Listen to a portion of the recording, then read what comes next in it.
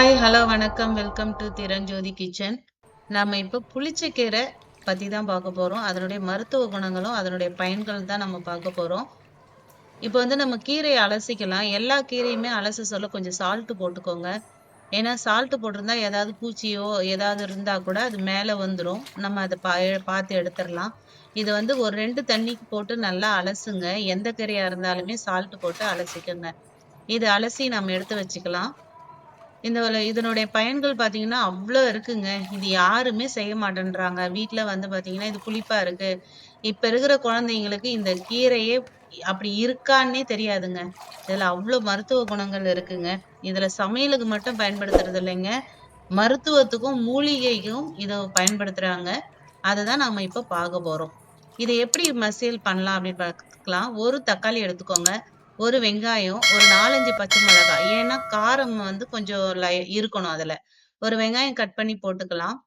1 தக்காளி இருக்கு. அதையும் கட் பண்ணிக்கலாம். பச்சை மிளகாய் அதையும் கட் பண்ணிட்டு, கொஞ்சமா தண்ணிய ஊத்திக்கலாம். ஏன்னா கீரையில இருக்கிற தண்ணி நமக்கு பத்தாது. அதனால 1 டம்ளர், 1 1/2 டம்ளர் தண்ணி வச்சுட்டு, இது நல்லா கொதிக்கட்டும்.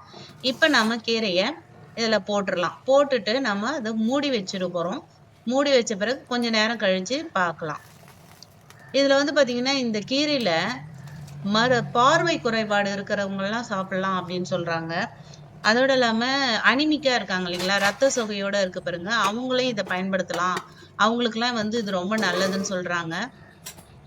அப்புறம் பார்த்தீங்கன்னா, பசி எடுக்கிறதுக்கு, இப்ப வந்து மந்தமா இருக்குன்னு சொல்றோம் இல்லைங்களா? அது பசி எடுக்கிறதுக்காக இது சாப்பிட்டோம்னா பசி எடுக்கும். அதேபோல நோய் எதிர்ப்பு சக்தி அதிகமாகுங்க. இதுல வந்து பார்த்தீங்கன்னா, விட்டமின் சி இருக்கு.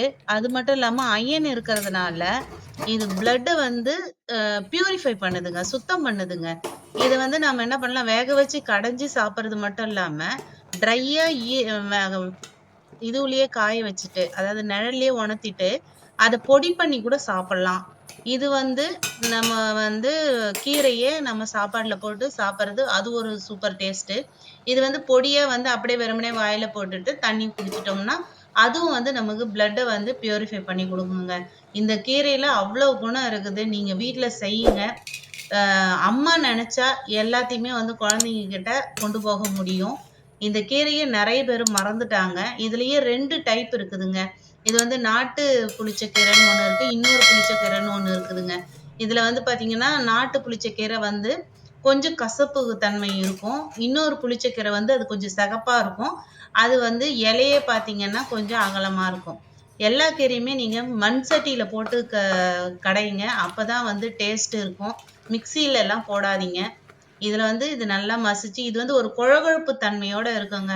அவ்ளோ டேஸ்ட்டா இருக்கும். நீங்க சாப்பிடுங்க. கொஞ்சமா போட்டு சுட சுட சாதம் போட்டு சாப்பிட்டு பார்த்தீங்கன்னா, அவ்ளோ டேஸ்ட்டா இருக்கும். உங்க வீட்ல செய்யுங்க. செஞ்சு பார்த்துட்டு உங்களுடைய கமெண்ட்ஸ சொல்லுங்க. Thank you. நன்றி. வாழ்க வளமுடன். என்னோட சேனல நீங்க சப்ஸ்கிரைப் பண்ணாம இருந்தீங்கன்னா, சப்ஸ்கிரைப் பண்ணுங்க. நன்றி, வணக்கம். வாழ்க வளமுடன்.